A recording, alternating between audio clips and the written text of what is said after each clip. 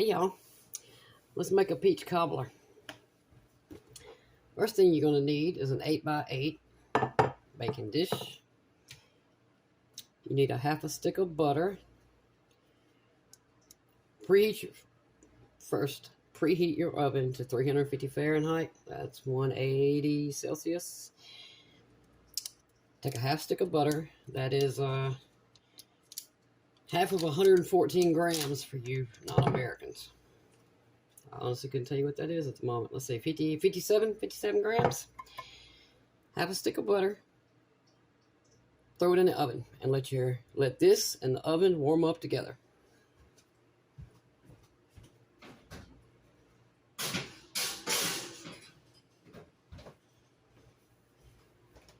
Easiest recipe in the world to make, and probably the most fattening of all Southern recipes if I had to guess. I don't make this very often, but I obviously wouldn't be a Southerner if I didn't make it. So, very simple. You need a stick of butter. You need 1 cup of self-rising flour, you need 1 cup of sugar, and you need 1 cup of milk. That's it. You're going to cut your stick of butter in half. You're going to put half in your 8x8 bake pan and put it in the oven to warm up to 350. And then we're going to add that other half to it once we get it in the bake pan. So, I do not have any self-rising flour. Sorry. Most of the time I don't keep it on hand because every time I buy it, it just ends up expiring because I don't use it enough. So here we go. If you're using all-purpose flour, like I'm about to, you need to add in 1.5 teaspoons of baking powder. Baking powder. That's 1.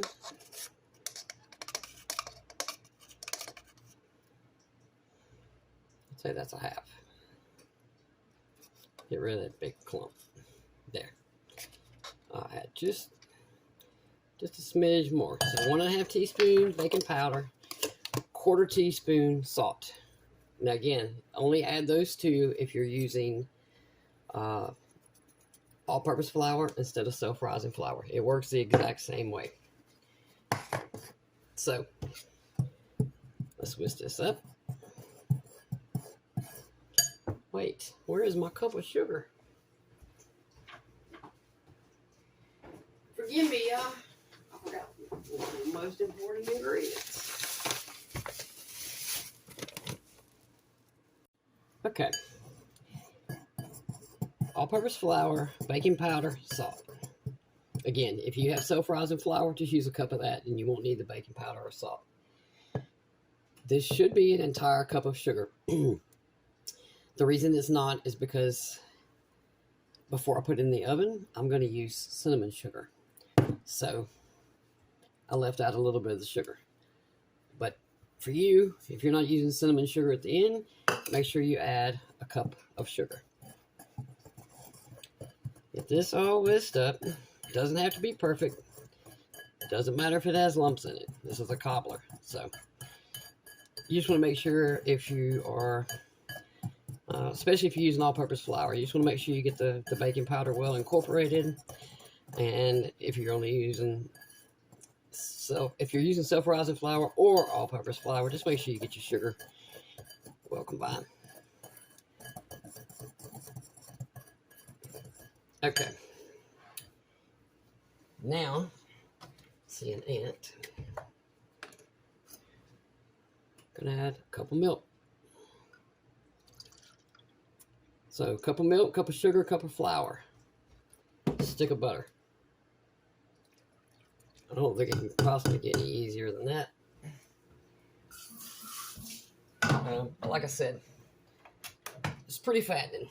So, just warning you.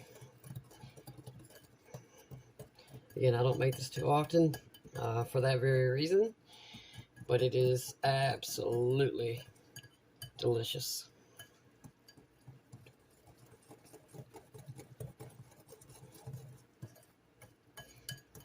And again, no need to go crazy with this mixture here. Some lumps are fine. That's it. That's all I'm going to do.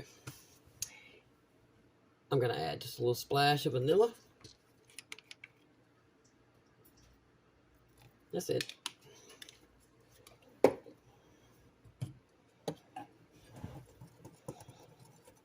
Now I'm just waiting for the stove to beep. Can of peaches. I'm using a 15-ounce can. You're using juice and all. And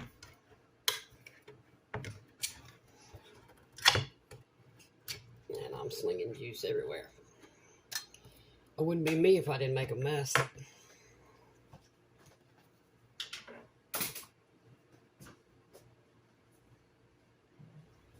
Okay.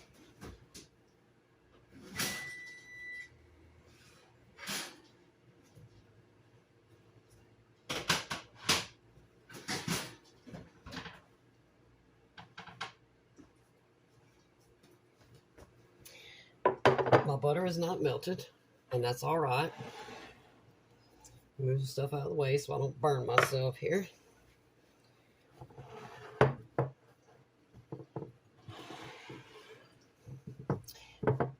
Again, it's all right if your butter's not melted. It's going to melt, I promise you. All right, so here we go. Couple peaches.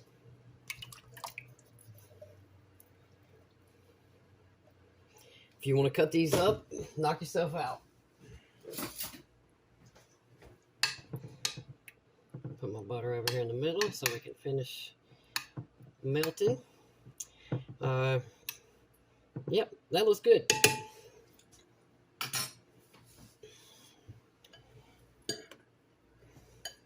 Remember, see the lumps in here?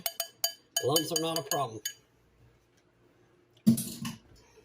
Now, pour your sugar, flour, milk. Just try to, pour it on there as evenly as you can.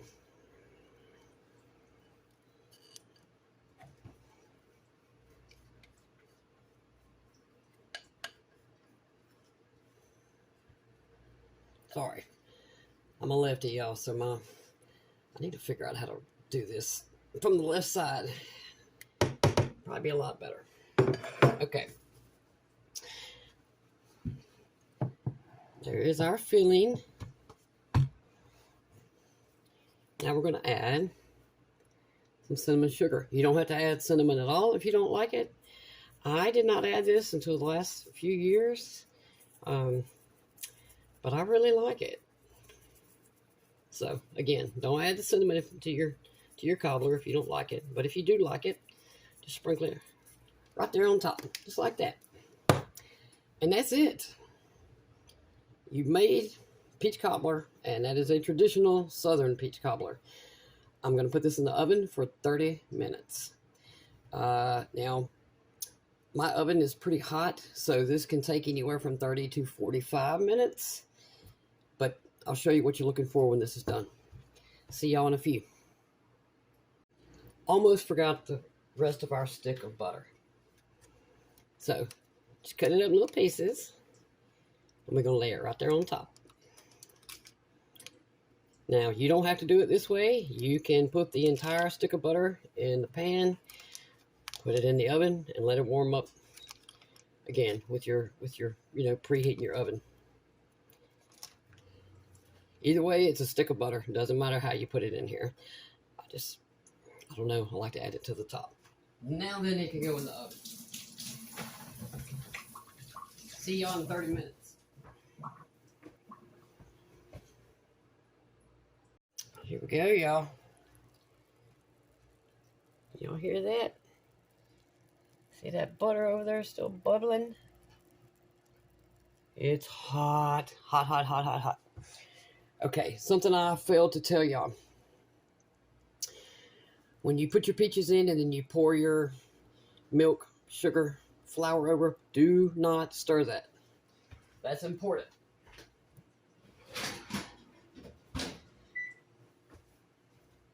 You don't want to stir it. You want to let it do whatever it's going to do. And as for you non-Americans, I apologize. I forgot to tell you. So 120 grams of flour, 200 grams of sugar. Oh, goodness. I'm not sure about the milk. But it's the same, 1 cup as the flour sugar, but y'all stuff weighs differently, and it's got me all confused right now. And when I went to put the peaches in here, I said it was a cup. It's not a cup. It was a full can of sliced peaches in, I don't remember if it said heavy or just regular syrup. It makes no difference. 15 ounces sliced peach for y'all. I think it's about 470 grams, and that's with... You want to make sure it's got the syrup in it. You want that syrup. So, I was going to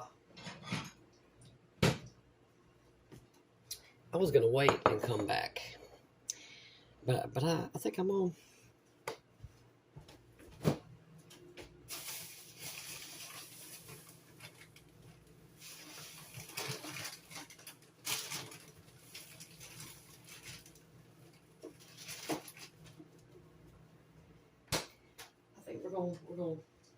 We're gonna get a little bit right now. I was about to grab my Cool Whip, but I can't get to it. I just went to the grocery store, so I haven't. I've got everything packed like a sardine in my freezer. All right, here we go, y'all. Oh, look at that butter. Now this actually took for me a whole 40 minutes. Sure did, and I should have thought about that. At the time, I would have told y'all the reason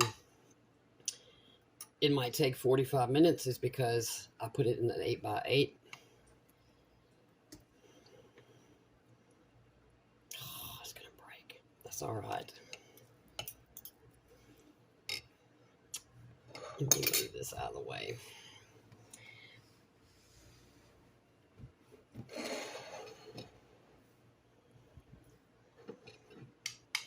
My peaches. This right here, my favorite part is the goo. My favorite part's always been the goo. Now, this is fantastic with a big dollop of vanilla ice cream. I only have strawberry right now, so I'm not going to do that, but Cool Whip. Cool Whip. And you just watch it melt all over this. I'm sorry I'm stalling so I don't get burned. I'm going to get burned, but we'll see. Depends on how bad.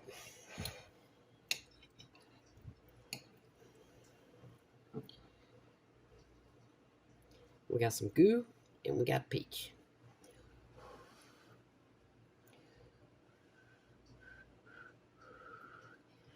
Oh, I'm scared. Oh. Mm. Oh, mama. Mm. I know I butchered this piece getting it out, but